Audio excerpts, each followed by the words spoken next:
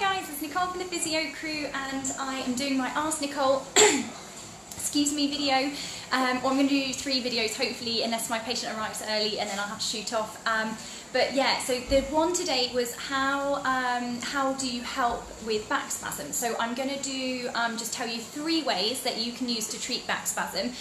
Back spasm is absolutely hideous and very, very painful, very debilitating, so people often find it difficult putting on their shoes, leaning forward, and it really catches you. Like if it's upper back, then it can catch you in terms of like sharp pain, but also difficulty taking a deep breath. But the lower back, which is a little bit more common, is normally related. Although it feels very, very painful, it's normally not anything serious. So there's 3 things that you want to just ask yourself to work out whether you need to go along to A&E. Very, very rare, but I'm going to go through them quickly now so that if you are in that category, you know what to do. So gross weakness in the legs, i.e. you try and stand up and you can't because your legs aren't moving, or you're trying to move your foot and your foot's not moving.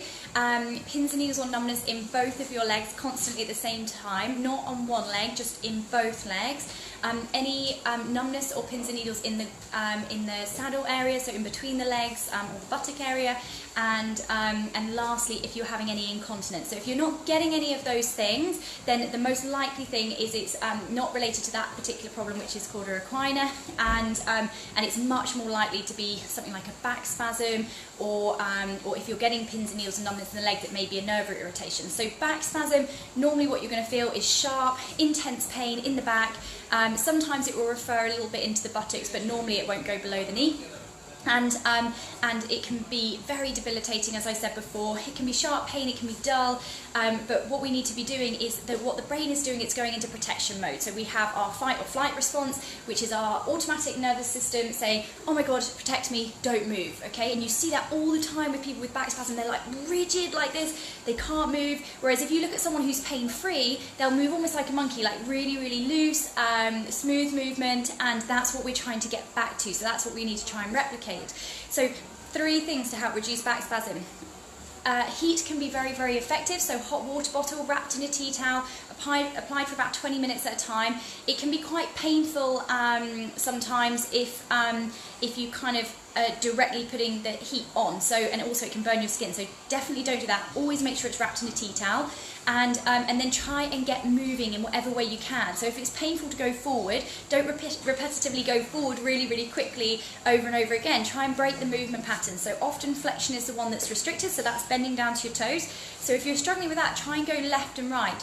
Understand that if you're getting a pulling sensation, like a pulling pain, that's just because the muscle is tight. You're not going to cause any damage, so just gently work into that and try and release it off. You can do things like trigger point release, so if you have tenderness, for example, in your shoulder, you could apply pressure onto the trigger point to help to relax it. That can be very effective.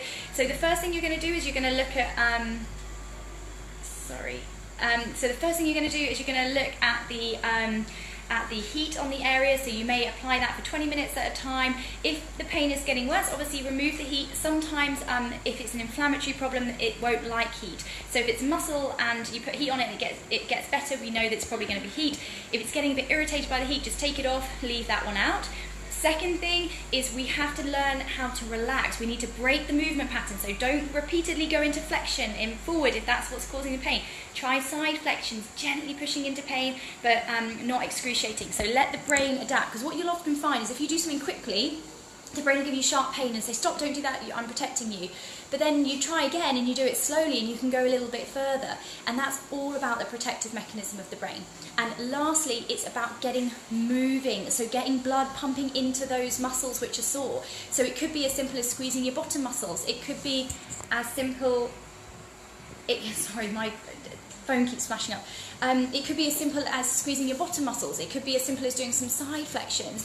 The type of exercises that we need to do depend completely on which muscle is in spasm, so I can't kind of say definitely do this one or do that one, because it's quite complex. Like a lot of people don't understand how many layers of muscles there are under there.